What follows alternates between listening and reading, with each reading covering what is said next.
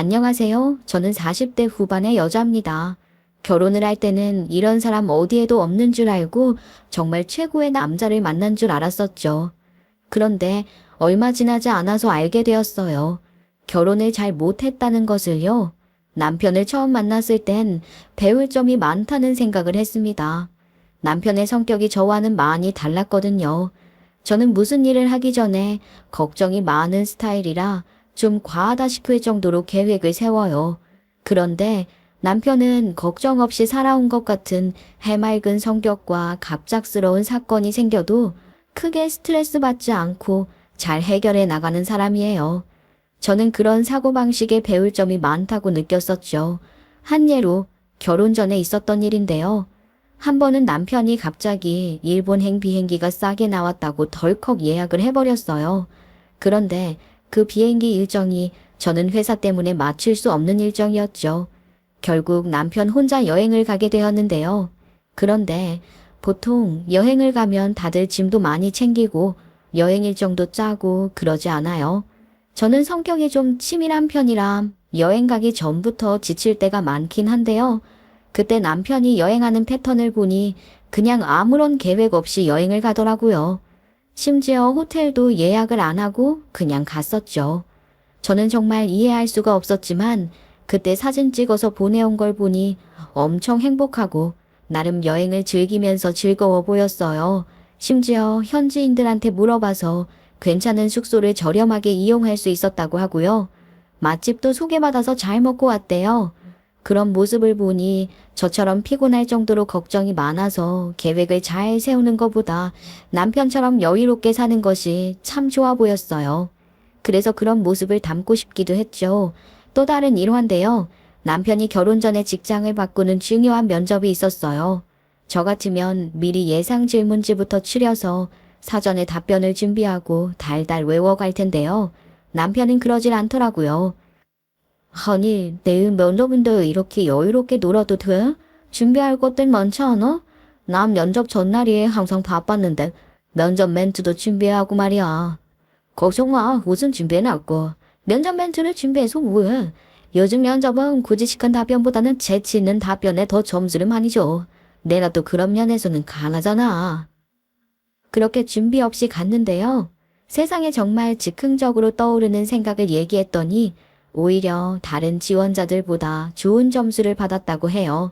그래서 아주 높은 점수로 합격을 할 수 있었다고 합니다. 우와, 정말 자기 대단하다. 아유, 어떻게 그 회사를 그렇게 쉽게 들어갈 수 있어? 내 주변 어디에서도 자기처럼 쉽게 생각한 사람 없어. 세상 일은 준비만 해서 될 일이 아니야. 융통성과 유연함이 인생살이의 답이야. 자기도 좀 내려놓고 어느 부분은 상황에 맞춰서 생활을 해봐. 그럼 좀 다른 시각도 갖게 될 거야. 전 그때 정말 남편이 대단한 사람이라고 느꼈고요. 천재 같았죠. 그런 모습이 정말 매력적으로 다가왔고요. 그래서 이 남자와 살면 서로 부족한 부분을 채워나갈 수 있을 것 같았어요. 그 당시에 저는 그런 게 좋은 부부의 모습이라 생각하며 결혼을 결심하게 되었습니다. 그런데요, 결혼은 성격적으로 어느 정도 잘 맞아야 잘 사는 것 같아요. 전혀 다른 성격은 싸움만 나게 하더라고요. 남편의 무계획적인 성격은 저를 화나게 할 뿐 생활에 전혀 도움이 되지 않았습니다. 결혼을 하고 나서 알게 되었는데요. 남편은 자기 손으로 아무것도 해본 적이 없는 전형적인 도련님 케이스였더라고요. 이렇게 남편이 행동하는 이유는 집안 분위기도 한몫했어요. 알고 보니 어머님이 결혼할 당시 거의 팔려 오오듯 시집을 왔었다고 해요. 시어머니는 결혼 후부터 자신의 시어머니로부터 아들을 낳아야 한다는 압박을 받으셨대요. 딸은 필요 없고 오직 아들만요. 내가 그때 우리 시어머니한테 얼마나 압박을 많이 받았는지 몰라.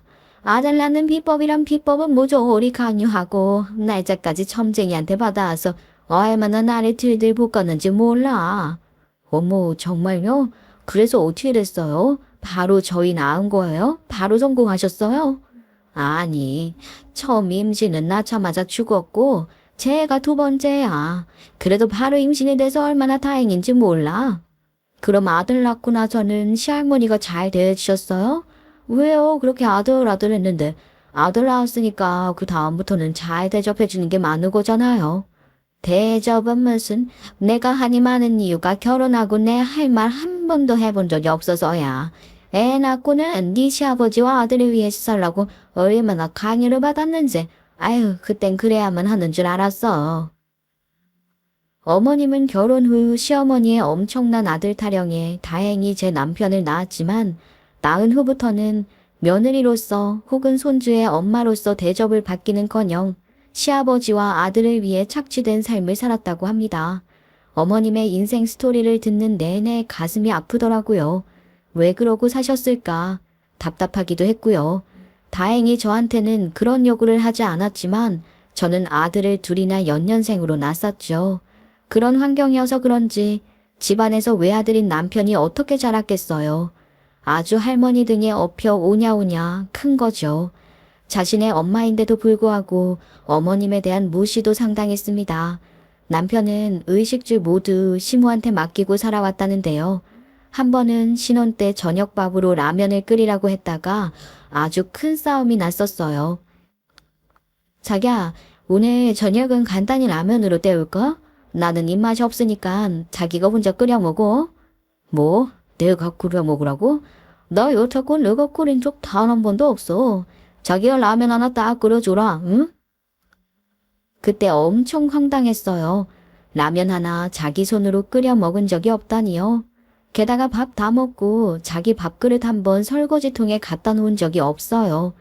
그걸 하라고 시키니까 자기는 이렇게 컸다고 저보고 해달라고 합니다. 결혼 전 자기 집에서 시모한테 하던 버릇 그대로 결혼 후 저한테 해달라는 거죠. 또 밥 먹을 때는 어떻고요. 저한테 물까지 떠오라고 시키질 않나. 게다가 결혼 초반에는 맞벌이를 해서 집안일을 분담했고 제가 빨래 담당이었거든요. 자기야, 빨래를 여기다 두면 내가 빨래를 어떻게 하니? 벗은 옷은 빨래 바구니에 넣어. 넣을 때 양말은 꼭 뒤집지 말고 넣어놓고. 자기야, 빨래 담당은 자기니까 자기가 그런 건 알아서 하는 거지. 아이 그런 것까지 내가 다 해야 하나? 아 잔소리가 너무 심한 거 아니야. 그럼 내가 당신 빨래를 찾으러 다녀야 하니? 벗은 사람이 바구니에 넣어놓으면 될 일이잖아. 빨래를 하는 게 내 담당이지 빨래를 찾는 게 내 담당이 아니잖아. 그리고 양말 뒤집어 놓으면 내가 다 뒤집어야 하는데 벗을 때 아예 잘 벗어 놓으면 빨래하는 사람도 편하잖아. 다른 사람들은 다 그러고 사는데 그거 하나 하는 게 어렵니? 난 여태껏 우리 부모님한테도 그런 소리 안 듣고 자랐어. 아, 자기가 맡은 일은 자기가 알아서 했으면 좋겠어. 왜 나한테까지 그 일을 넘기는 거야? 그건 네 엄마니까 널 봐준 거지. 내가 네 엄마야? 내가 왜 당신 빨래를 찾고 다니고 뒤집어진 양말까지 뒤집어줘야 하는데. 나 자괴감 들어. 벗을 때 똑바로 벗어놔. 안 그러면 그대로 빨아서 그대로 갖다 줄 테니까. 저희는 결혼 후 이런 사소한 이유로 엄청 많이 싸웠어요. 그럴 때마다 저는 정당한 이유를 대며 남편을 설득했지만 남편은 자기 엄마는 안 그랬으니 저보고 참고 견뎌라 이런 식으로 나왔습니다. 이게 말이 되나요? 남편은 만행은 이뿐만이 아니었어요. 남편은 문제를 일으킬 줄만 알지 해결하는 책임감은 없었어요. 나중에 결혼해서 어머님께 들은 건데요. 남편이 20대 초반에 운전면허증을 따고 차를 사고 싶어 했대요. 그때가 면허를 딴 지 얼마 안 됐을 때였고 게다가 학생이었는데 차를 몬다니까 시부모님들은 걱정이 되었대요. 시아버지가 능력이 꽤 되거든요. 차를 사줄 형편이 안 되는 건 아닌데 어린 아들이 그런 말을 하니까 걱정되는 마음에 졸업하고 나서 사준다고 했대요. 그런데 포기가 안 됐는지 부모님 몰래 차를 샀다고 해요. 그걸 시어머님이 말해주셨습니다. 얘가 말이다. 20대 초반에 차를 안 사주니까 지 스스로 캐피털 이용해서 중고차를 산 거야. 아니 그것도 전제 금액을 할부로 한 거지.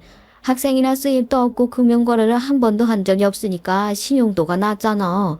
그래서 어떻게 한 줄 알아? 어떻게요? 용돈 마서 산 거예요? 아님 아버님이 좀 도와줬어요? 어떻게 해서 샀어요? 아니 시아버지가 얘 용돈을 많이 줬거든. 다달이 꽤 줬어.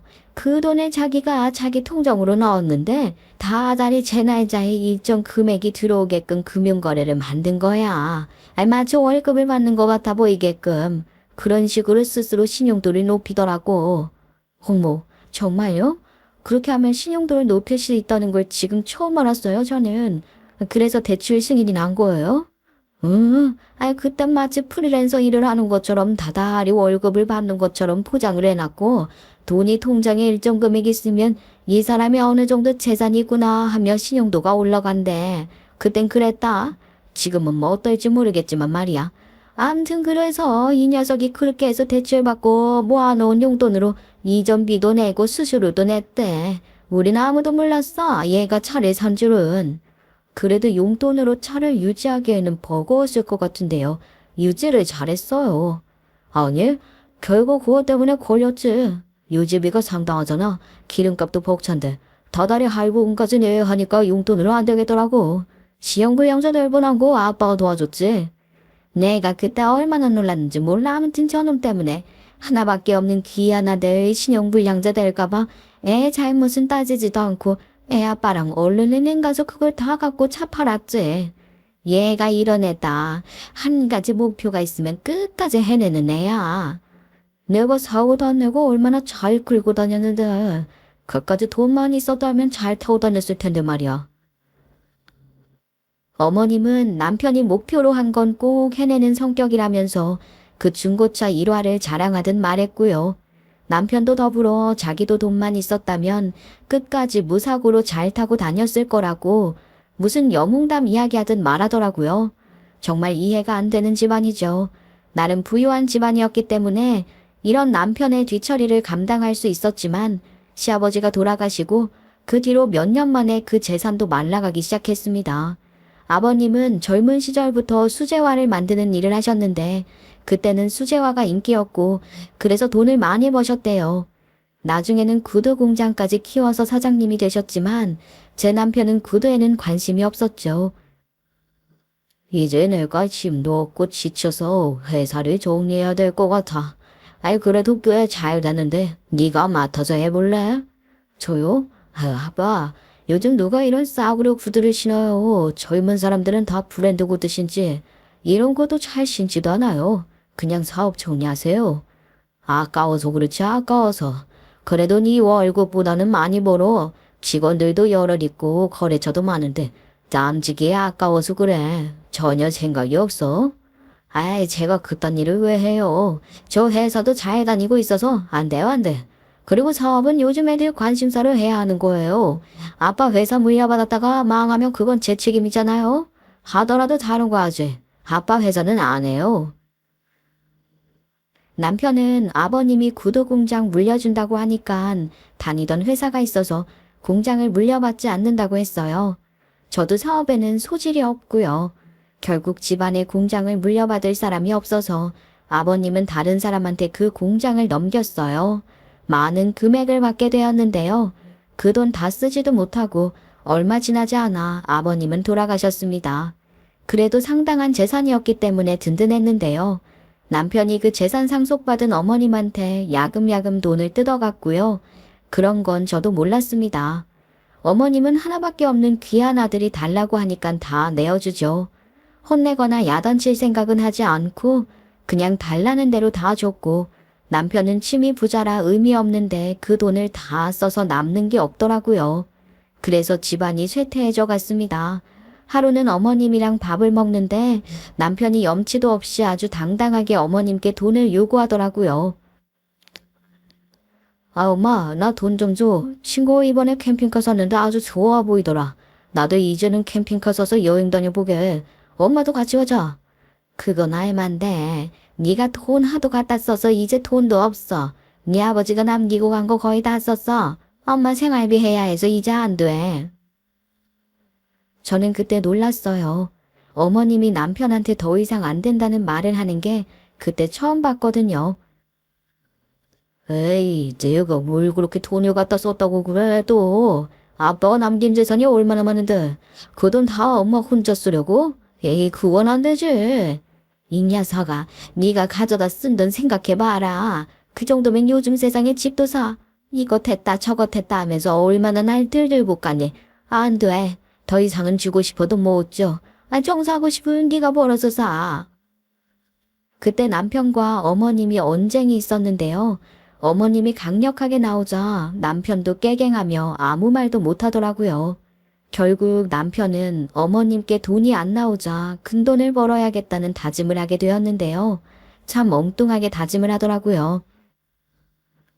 우리 집 왜 이렇게 가난하냐? 역시 아빠가 없으니까 살기가 팍팍해지네. 나 이렇게 돈 없어 본 적 처음이야. 그래? 그럼 지금부터라도 아껴서 살자. 당신 먹고 싶은 거 다 먹고 사고 싶은 거 다 사고 그러지 마. 사람은 하고 싶은 일 다 하면서 살 수가 없어. 그럼 인생을 왜 사냐? 먹고 싶은 거 하고 싶은 거 하면서 살려고 돈 벌고 하는 거지. 안 그래? 나 돈 많이 벌 거야. 그래서 하고 싶은 거 다 하면서 살 거야. 그래, 좋은 생각이다. 당신이 투잡을 하든지 쓰리잡을 하든지 아니면 아껴서 살든지 당신이 스스로 벌어서 하면 누가 뭐라 해? 그 대신 나한테는 생활비 가져와야 해. 알지? 무슨 투잡 쓰리잡. 나 사업할 건데. 투잡 쓰리잡 하면서 어떻게 돈을 많이 벌어. 그건 말도 안 되지. 뭐라고? 사업이라니. 지금 무슨 소리야. 그냥 다니던 회사 잘 다녀. 당신 연봉도 높은 편이야. 내가 이 회사에 있기에는 난 너무 하고 싶은 게 많어. 그 욕구를 채워줄 수 없으니까 나는 내가 하고 싶은 일을 하기 위해 떠날 거라고. 무슨 소리야. 그 회사 들어가기도 힘든 곳이야. 그런 회사를 왜 나오려고 해. 그냥 회사 다니면서 다른 일을 할 생각을 해. 나 벌써 잡혀냈어. 어쩔 수 없어. 이렇게 해서 입에 풀칠이나 하고 살지. 큰 돈은 못 만져. 나만 믿어. 내가 사모님 소리 듣게 해줄 테니까. 기가 막히고 코가 막히는 노릇이었습니다. 회사를 그만두고 다른 사업을 해보겠다는 건 상의가 아니라 통보였고요. 좋은 회사 잘 다니다가 한순간에 그만두고 사업을 시작했는데요. 어머님께도 사정사정해서 사업 자금을 뜯어가 생전 요리라고 해본 적 없는 그 인간이 치킨집을 열었다가 망했고 그 다음은 커피숍을 했다가 1년도 안 돼서 문 닫았습니다. 알지도 못하는 사업을 한다고 설치다가 돈만 날렸어요. 빚만 잔뜩 지게 되었죠. 제가 너무 속상해서 하루는 어머님께 울면서 저 인간 좀 말려달라고 하소연을 했어요. 어머님, 저 인간 지금 뭐하고 다니는 줄 아세요? 사업 안 나고 으스대는 게 좋은 건지 장사할 생각은 없고 잘난 척만 하고 다녀요. 생활비 안 준 지 오래됐고요. 애들은 코 가는데 학원 보낼 돈 없어서 저 요즘 아르바이트 하러 다녀요. 저 사람 맘 잡고 해서 다시 들어가라고 어머님이 좀 알려주세요. 네? 원래 여자의 삶이 이렇게 고되다.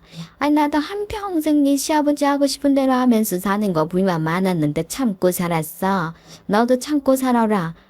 소란 일으키지 않는 것도 여자의 몫이야. 어머님은 오히려 남편 때문에 힘들다고 하소연하는 저를 회유했어요. 잘못 살고 있는 남편을 다그치지 않고요. 저도 시어머니한테 감정이 있긴 해요. 어머님은 하나에서부터 10까지 아들 하시는 분이셨거든요. 제가 애 낳은 지 얼마 안 됐을 때였어요. 산후조리원을 갔다가 집에 온 다음 날이었죠. 신생아 돌보기가 얼마나 힘들어요. 하루 종일 애 보랴 지쳐 있는데 남편까지 챙겨야 하나요? 우리 아기랑 와이프 하루 종일 잘 보냈어? 당신 많이 힘들어 보이네. 나도 배고픈데 저녁은? 집에 아무것도 없고 나도 입맛이 없어. 지금 애 잘 때 나 조금 더 잘게. 당신 라면 끓여줄 테니까 그거 먹고 설거지통에 놔두고. 그날 그렇게 해서 남편은 저녁밥으로 라면을 먹게 되었거든요. 저희가 이런 것 때문에 싸운 적이 많아서 그날은 제가 라면도 끓여줬어요. 아무 문제 없잖아요. 그런데 그 라면을 다 먹고 난 후 남편한테 어머님께 전화가 걸려왔는데 남편이 아무 생각 없이 어머님께 라면을 먹었다고 얘기를 한 거예요. 남편밖에 모르는 어머님은 그 말을 듣자마자 저한테 전화해서 불같이 화를 내셨고요. 예, 너는 어떻게 네 몸이 피곤하다고 일하고 온 네 남편한테 라면을 줄 수가 있니? 너 내 아들한테 매일 이러니? 아니 좋은 직장 다니고 돈 따박따박 잘 가지고 오는데 넌 뭐가 잘났다고 우리 아들을 그렇게 대해? 어머님, 저도 애 보느라 힘들어요. 애는 하루 종일 안고 있어야지. 자는 애인데 저 오늘 애 안고 있느라 제 밥도 못 먹었어요. 그런 저한테 남편 라면 끓여줬다고 지금 뭐라고 하시는 거예요? 무슨 일이 있어도 이 본분은 다 해야 한다. 애 낳은 게 무슨 연세라고 지금 그걸 핑계대는 거야. 나도 애 낳고 네 시아버지 칠첩반상 차려냈었어. 그건 어머님 얘기고요. 그 인생이 좋으셨어요? 저한테 그런 거 바라지 마세요. 그렇게 전화하고 제가 일방적으로 끊어버렸습니다. 그랬더니 다음날 시어머니는 남편 퇴근할 때 맞춰서 반찬을 바리바리 싸가지고 오셨는데 저는 저 생각해서 반찬 가져온 줄 알았습니다. 그런데요, 그 반찬들 풀면서 얼마나 나를 구박을 하던지요. 어떻게 하루 종일 일하고 온 남편을 라면 먹일 수 있니? 아, 나는 살다 살다 너 같은 애 처음 본다. 네가 하루 종일 애 본 거 말고 한 게 뭐가 있니? 제가 다른 것도 아니고 애 낳고 이런 말을 들어야겠어요. 그때 좀 많이 대들었어요. 어머님, 왜 이렇게 박박거리세요? 제가 밥 굶긴 것도 아니고요. 라면을 끓여 먹으려고 한 것도 아니고 제가 끓여주는데 뭐가 문제가 돼요. 다른 집은요. 하루 종일 와이프 애 보느라 힘들었다고 남편이 퇴근하고 와서 밥 차려줘요. 차려주지 못할 망정 라면 끓여줬다고 저한테 이러시는 거예요? 우리 애는 내가 키울 때 라면 잘 안 먹여 키웠다. 애가 라면 먹고 싶다고 하면 내가 치진하게 육수 내서 잔치국수 해주고 그렇게 먹여서 1년에 라면 2~3봉지도 안 먹였었어. 그런데 애가 너 만나고 한 달에 4번은 라면을 먹는 것 같은데 너 이거 문제 있는 거 아니니? 어머님, 제가 집에서 노나요? 저도 직장 다녔었고요. 지금은 애 낳았고요. 애 보느라 힘든데 지금 저한테 이 사람 밥 뭐 먹였는지에 대해서 어머님이랑 이런 대화를 나눠야겠어요? 그렇게 정 마음에 안 드시면 데려가서 밥 먹이세요. 저는 필요 없으니까요. 아오 다시 데려가? 필요 없어? 넌 지금 나한테 무슨 말버릇이 그래? 너 아주 혼나봐야겠구나. 제가 대든다고 시어머니는 저한테 컵에 담긴 찬물을 끼얹었어요. 그때가 출산한 지 2주 정도 됐을 때였습니다. 삭신이 다 쑤신데 저만 물벼락 맞아야겠어요. 저도 바로 물컵에 물을 따라 남편 머리에 부었습니다. 어머님은 이게 무슨 짓이냐며 바로 수건을 가져와 남편 머리에서 떨어지는 물을 닦아주더라고요. 저는 상관없이 내버려 두고요. 하도 꼴 시려서 물 한 잔을 더 부었어요. 얘, 너 지금 뭐 하는 짓이야? 왜 꾸준 우리 아들한테 화풀이야? 이게 지금 시어머니 앞에서 뭐 하는 짓이야? 여보, 이래서 중간 역할이 중요한 거야. 어머님이랑 나랑 싸우는데 어디서 가만히 보고만 있어. 그리고요, 어머님, 저도 귀한 집 딸이에요. 저한테는 물 부어놓고 아들이 물 맞으니까 그렇게 안타까워요? 너는 맞을 짓을 하니까 그랬지. 네가 먼저 우리 아들을 막대했잖아. 어디서 저런 게 왔나 몰라 정말. 어디서 이런 집안이 있나 몰라. 어머님, 저한테 함부로 하시면 저는 어머님 아들한테 함부로 할 겁니다. 다른 사람한테 물어보세요. 출산한 지 2주 된 며느리가 아들한테 라면 끓여준 게 그렇게 큰 죄냐고요. 아마 어머님이 욕먹을 겁니다. 조용히 지금 집으로 들어가세요. 더 이상 소란 피우지 마시고요. 엄마야, 저는 미친년을 봤나? 저런 년이 어떻게 우리 집에 왔나 몰라. 너 쟤 저런 애인 줄 알았어? 저 년 내가 가만히 놔두나 봐. 내가 너 가만히 놔둘 것 같아. 이혼시키게요? 하세요. 저는 겁낼 게 없네요. 아이 저만 이혼녀 되겠어요? 저 사람도 이혼남 되는 거예요. 어머님의 아들 며느리 이혼시켰다고 동네방네 다 소문낼 거니까 그런 줄 아시고요. 그날 남편이 겨우 말려서 어머님을 데리고 나갔고요. 그래서 싸움은 끝이 났죠. 그날 이후 남편이 제 화를 풀어줘서 제가 풀었지만 어머님과는 1년가량 전화통화는 물론이고 만나러 가지도 오지도 않았었어요.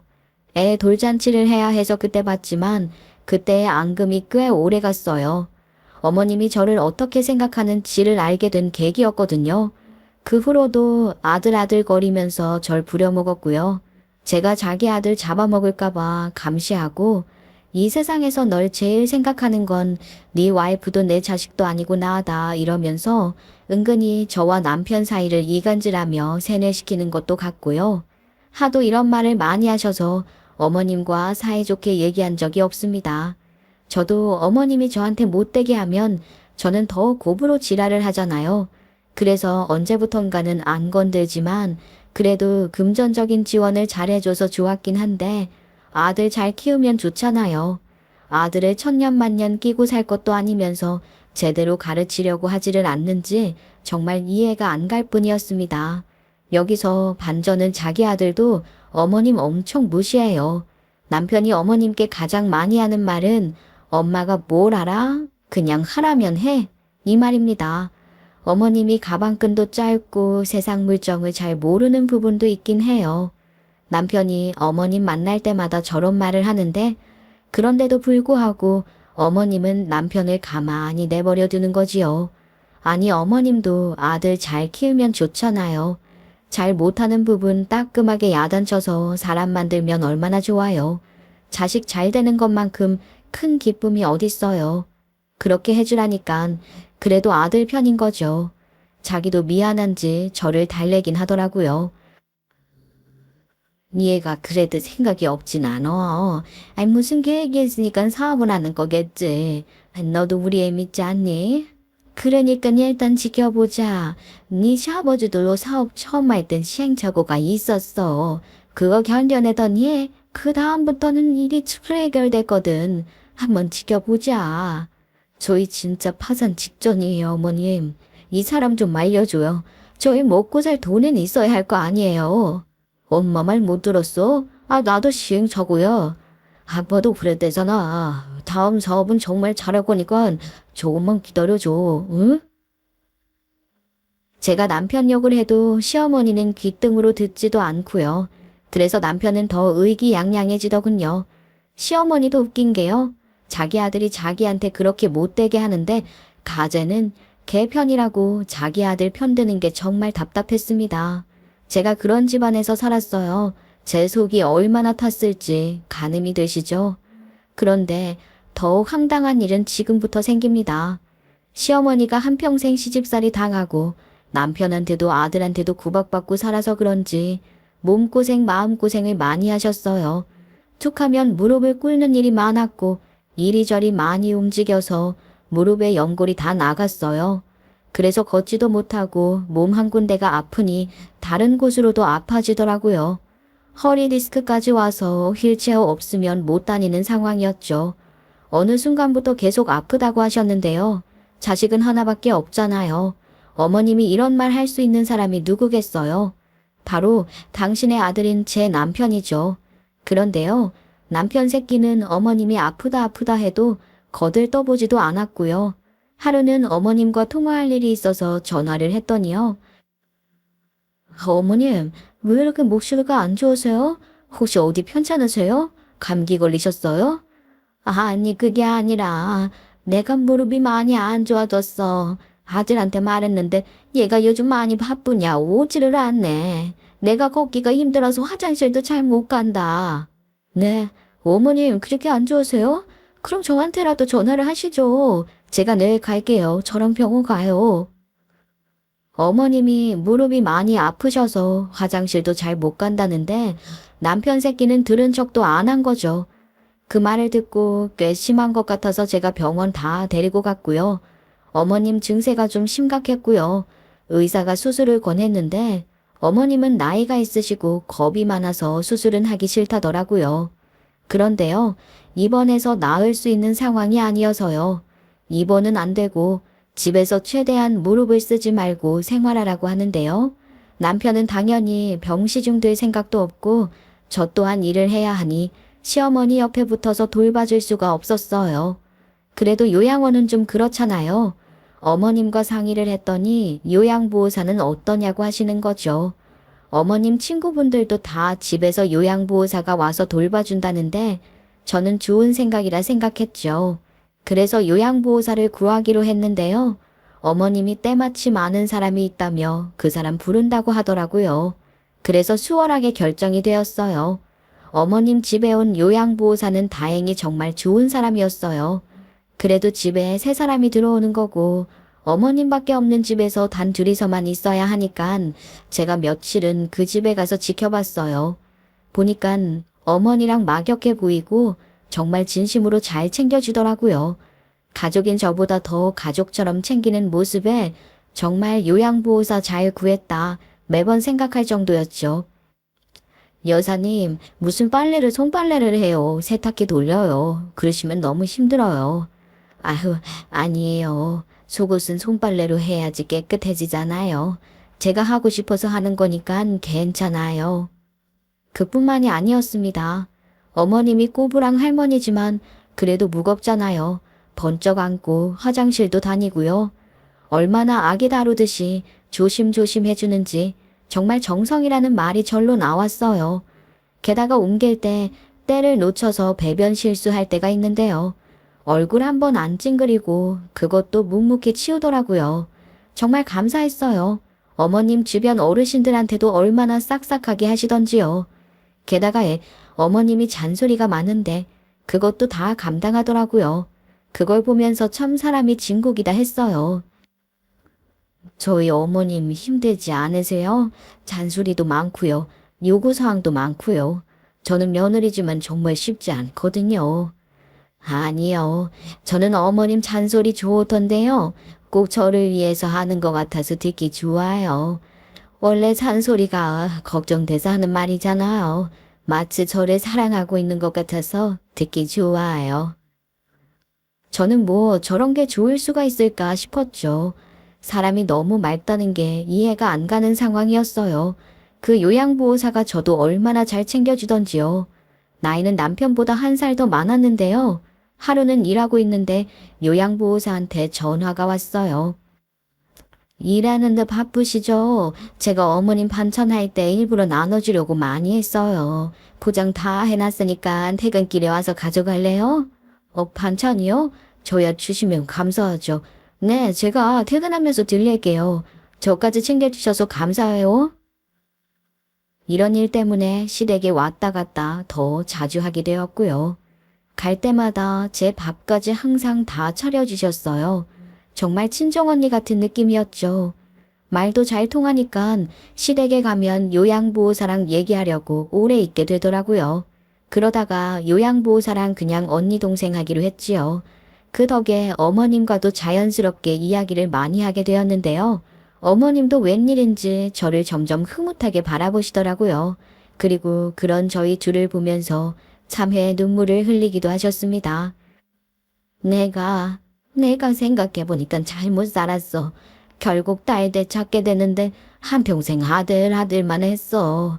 엄마 아프다고 말한 지가 언젠데 한 번 오지도 않고 쳐다보면 신경질이나 내고. 그러니까요. 어머님, 딸이 최고죠? 며느리도 딸이에요. 이제 저한테 마음 여시는 거예요? 내가 그동안 미안했다. 나 때는 아들이 최고라 하며 살았어. 그래서 나한테 모진 소리도 많이 하고 못 살게 군 적도 많았는데 아유 내가 어쩔까 미안해서 어떡하나. 그런 건 괜찮아요. 이제부터라도 절 딸처럼 아껴주세요. 그러면 되죠. 오래오래 사세요. 건강하면 더 좋고요. 그래요 어머님. 저희 언니 동생 하기로 했거든요. 딸 둘이 어머님 잘 모실 테니까 오래만 사세요. 그러면 된다잖아요. 그날 이후 어머님이 저를 대하는 태도가 많이 달라지셨고요. 요양보호사와 저한테 더 의지를 많이 했어요. 그리고 요양보호사를 큰딸, 나를 작은딸, 이런 식으로 부르며 저도 정말 진심으로 엄마가 한 명 더 생긴 것 같은 기분이었죠. 아무튼 저도 그때 어머님에 대한 마음이 좀 풀렸어요. 점점 어머님이랑 가까워지면서 나도 생각이 좀 많아졌어요. 남편 때문에요. 어머님 아프니까 집에 한번 가보라고 해도 가질 않아요. 게다가 남편이 망한 집안을 다시 일으키겠다고 또 다시 장사를 하겠다고 하는데요. 아무리 말려도 듣질 않아요. 성실하지도 못한 사람인데 자꾸 장사를 하겠다고 설쳐댔죠. 이번에는 큰 힘을 안 들이는 무인 아이스크림점에 간단한 문구도 같이 팔겠다고 해서 가게 문을 열었습니다. 비용은 대출을 받아서 차렸대요. 그런데요, 그마저도 오래가질 못했습니다. 왜냐고요?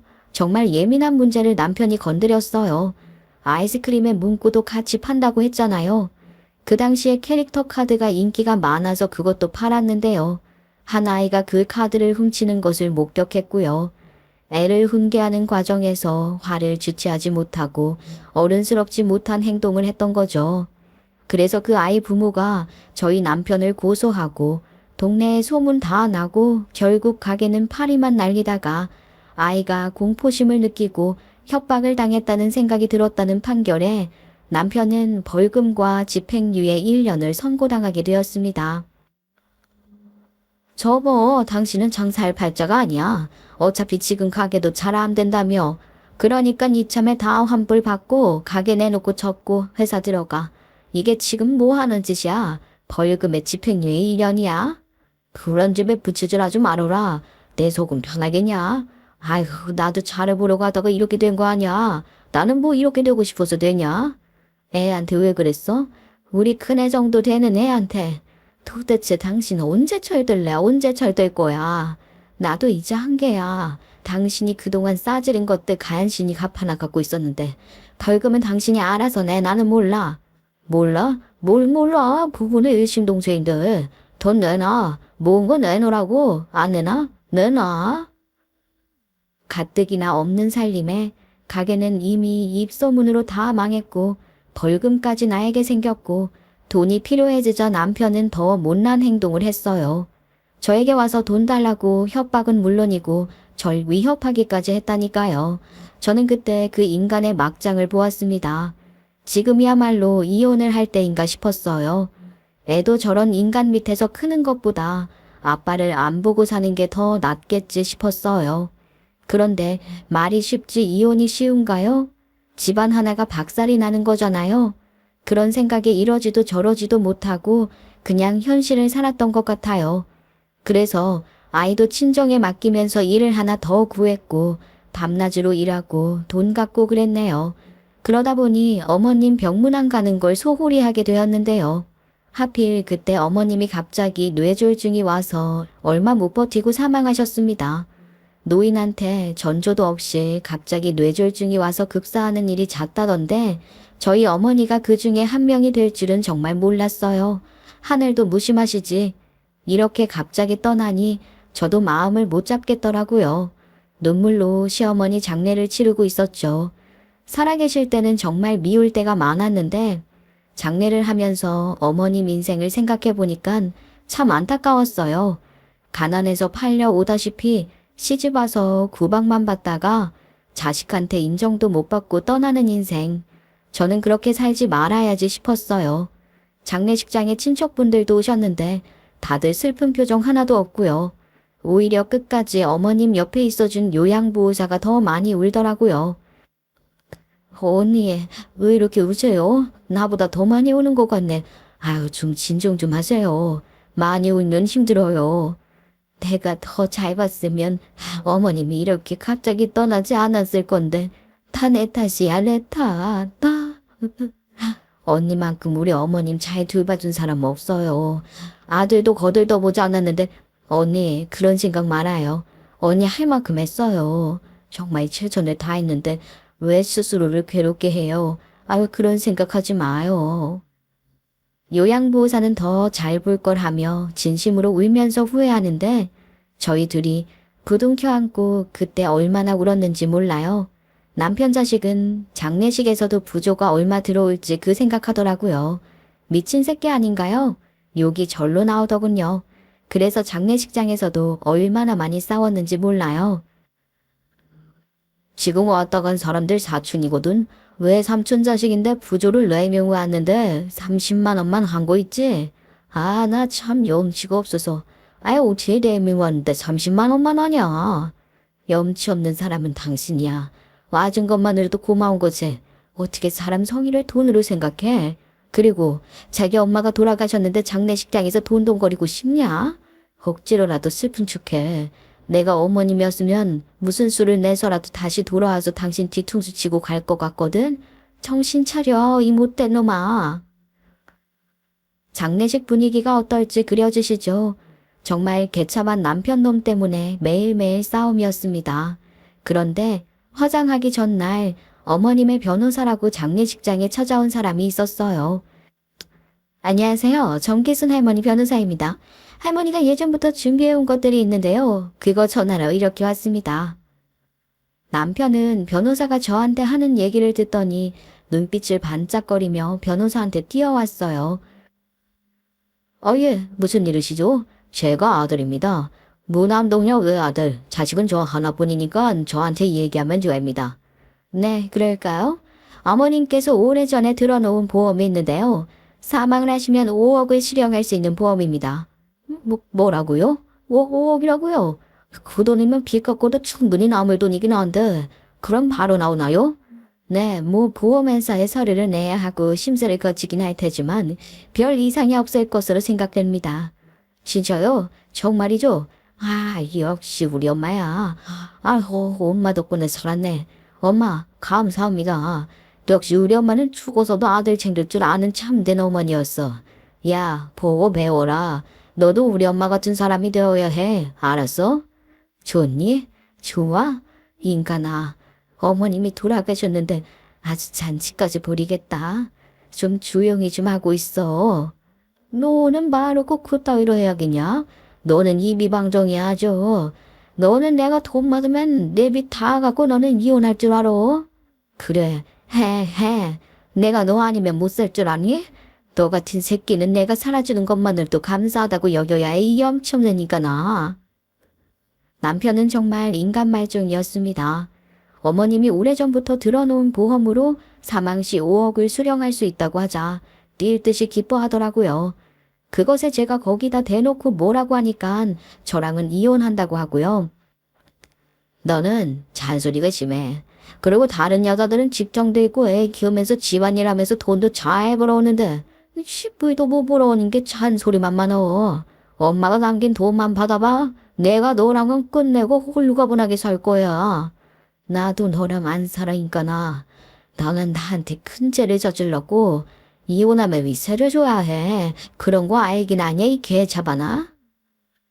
저는 생전 시모를 챙기지도 않던 남편이 이런 말을 하는 게 괘씸하여 남편과 언쟁을 하던 중 유언장을 든 변호사가 어머님의 유언을 읽기 시작했고요. 모두들 귀를 쫑긋 세워 들었죠. 사망 시의 모든 보험금과 재산을 닭금자에게 준다 라고 적혀있네요. 닭금자 씨가 누구신가요? 아드님은 아닌 것 같은데요. 남편을 포함해 거기 있는 사람들 저까지 모두들 깜짝 놀랐습니다. 당연히 어머님은 남긴 재산을 남편한테 줄 줄 알았는데요. 닭금자라니요?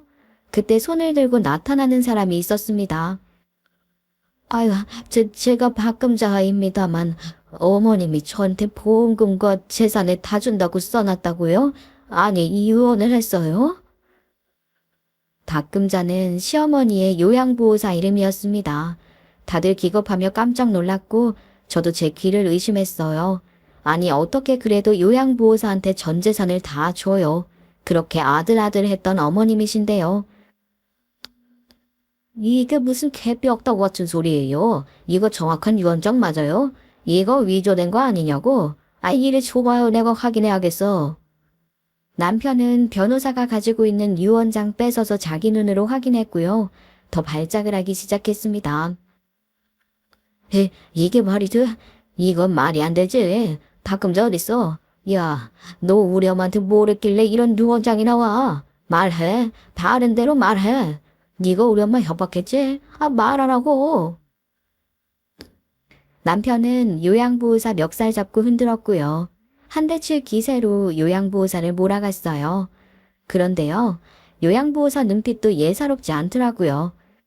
이거 놓고 얘기해요. 이거 놓으라고요. 야, 이건 알아? 어디니 누나한테 손을 올려? 뭐? 누나? 뭔 개소리야. 우리 엄마가 좀 예뻐해줬다고 가족이 된 것 같은 기분이야? 누나 같은 소리 하고 있네. 도대체 할머니를 어떻게 구워 삶았으면 우리 엄마가 너한테 이러냐? 너 이러려고 우리 엄마 맡은 거지? 내가 다 할 줄 알아? 내 돈 내놔. 내놓으라고. 이거 놓으라고 했다. 안 놓으면 나도 가만히 안 있어. 나 분명히 경고했어. 네가 나 건든 거야? 남편이 하도 덤비니까 요양보호사는 남편 뺨을 쫙 하고 때렸습니다. 언제 정신 차릴래? 엄마가 한평생 널 그렇게 애지중지 키웠으면 나 같은 고마워서라도 엄마한테 잘했겠다. 넌 뭐가 꼬여가지고 그런 희생을 무시하며 살았니, 병신아. 남편은 요양보호사한테 한 대 맞더니 정신이 반쯤 나간 표정이 되었고, 요양보호사는 그때 울먹울먹하며 그동안의 이야기를 다 해줬습니다. 네 누나 맞아. 네 누나 맞고 이 집안의 장녀 맞아. 나 이 집에 숨겨진 딸이야. 다들 저 모르시죠? 저 정기순 씨 딸 맞습니다. 우리 친정 확인도 다 했어요. 언니 이게 무슨 소리예요? 이게 무슨 소리인지 천천히 얘기 좀 해봐요. 숨겨진 딸이라고요? 엄마가 막 시집와서 처음으로 낳았던 자식이 나고 그 당시 딸 말고 아들을 낳으라고 해서 나 낳자마자 할머니가 바로 뺏어서 갖다 버렸대. 엄마한테는 나 죽었다고 얘기했고. 어머, 뭐라고요? 정말로요? 시할머니가 어머님한테 그랬어요? 아니, 그걸 그냥 냅둬요? 아버님은요? 아버지도 한패였대. 아들 낳아야 하는 집안이라 아빠도 할머니 말을 들었더라고. 내가 정상으로 태어난 걸 함구하고 날 바로 고아원에 갖다 준 거지. 세상은 어머님께 잔인했어요. 어떻게 10달 품은 자식을 안겨주기도 전에 바로 죽었다고 거짓말하고 딸이라는 이유로 고아원에 맡겼을까요? 없는 집도 아니고 넉넉한 집이었는데도 말이죠. 그러다가 아빠가 돌아가실 때 엄마한테 말했다고 해. 나 사실은 살아있었고 어떻게 됐나 찾아보라고. 그게 마지막 말이었다면서. 그럼, 그래서 어머님이 찾은 거예요? 어떻게 해요? 어머님은 언니를 어떻게 찾은 거예요? TV를 보시다가 잃어버린 가족을 찾는 방법 중 하나가 유전자를 등록해 놓는 거라고 해서 엄마 몸이 괜찮았을 때 경찰서에 가서 유전자를 등록해 놓았대. 그런데 나도 유전자 등록을 했거든. 엄마가 먼저 했고 내가 몇 년 뒤에 했는데 나는 내 고아원 동기가 그렇게 해서 부모를 찾는 걸 봤었어. 알고 보니까 걔는 부모를 찾고 나니까 잃어버린 거였더라고. 혹시나 나도 그런 케이스인가 하고 유전자 등록했었는데 이런 일이 있을 줄은 정말 몰랐었어. 저도 TV에서나 이런 사례를 접했었지. 집안 어른이 딸이라는 이유로 손주를 버리고 오는 게 바로 제가 지내는 집에서 일어난 일이라는 건 믿기 힘들었습니다. 그렇게 시어머니와 언니는 만나게 되었고요. 둘이 경찰서에서 엉엉 붙잡고 울었대. 그리고 조용히 호적에 올리셨다고 합니다. 전 한번 물려본 적도 없는 정말 갓 태어난 아이를 마흔이 되어서 만나게 된 거예요. 이게 말이 됩니까? 이 모든 이야기를 다 풀고 그제야 요양보호사가 상복으로 갈아입는데 이 사실을 알게 된 남편은 말도 안 된다며 난리를 쳤다가 끌려나갔어요. 나는 온전히 누군가의 딸이 되고 싶었어. 평생 애정결핍으로 살았거든. 거보니 알겠어. 나는 솔직히 원망이 더 많았는데 알고 보니 엄마 품이 그리웠었어. 그래서 엄마 잔소리, 엄마 반찬, 엄마 눈빛 다 좋았었어. 이렇게 빨리 내 곁을 떠날 줄은 몰랐는데 조금만 더 있다가 가시지. 나도 좀 돌봐주고 가지. 맞아. 그때 생각해보니까 며느리가 초다이 임신했다고 해줬는데 그건 낳자마자 죽었다고 했거든. 이런 일을 저지를 줄은 몰랐네. 나도 생각나. 그래서 내가 애기 태어나기 전에 만삭일 때 페네 쪼고리 사줬었거든. 아이고 죽었다고만 들었지. 이런 비극이 있었을 줄은 몰랐어. 그 할망구 왜 그랬대? 딸이라도 자기 손주인데 어떻게 이런 몹쓸 짓을 해? 참 안타까운 생이었어요. 어머님도 시누이도요. 한편 남편은 어디 가서 마음을 다 잡고 왔는지 다시 장례식장 안으로 돌아와서는 바보 같은 말만 늘어놓더라고요. 뭐 누나? 또 울고 있네. 그래 누나라고 치자. 그래도 재산을 다 갖는 건 안 돼. 안타깝게도 우리나라는 유류분 청구 소송을 할 수 있어서 내 목숨 가져갈 수 있습니다. 아세요? 그러니까 보험금은 어차피 저랑 반띵해야 해요. 그게 일반적인 재산이라면 가능할 테지만요. 일반적으로 사망보험금의 성격은 피상속인이 사망했을 당시 보유하고 있던 재산으로 지급되는 게 아니라 보험 수익자로 지정된 사람의 고유재산으로 여겨지고 있고, 고유재산의 경우에는 원칙적으로 유류분 청구 대상이 되지 않습니다. 그래서 아드님은 수익자가 아니기 때문에 그 대상이 되지 않고요. 어머님이 남기신 재산에 대해서는 유류분 청구 소송이 가능하다는 점 말씀드릴 수 있습니다. 뭐라고요? 나는 그 보험료 한 푼도 못 받는다고? 뭐 이런 거지 같은 거 엄마 다 있어. 그건 우리 엄마 재산이 얼마인데요? 제가 얼마나 받을 수 있습니까? 당신은 아시죠? 어머님의 재산이라면 집값 정도 남아있는데요. 안타깝게도 박금자 씨가 미성년자 때 발생한 양육비 청구 소송을 진행하던 중입니다. 그런데 어머님이 사망하였기 때문에 상속인한테 그 수가 넘어갈 거고요. 그쪽 변호사가 이게 까다롭지만 해볼 만할 것 같다고 긍정적으로 말을 해줬습니다.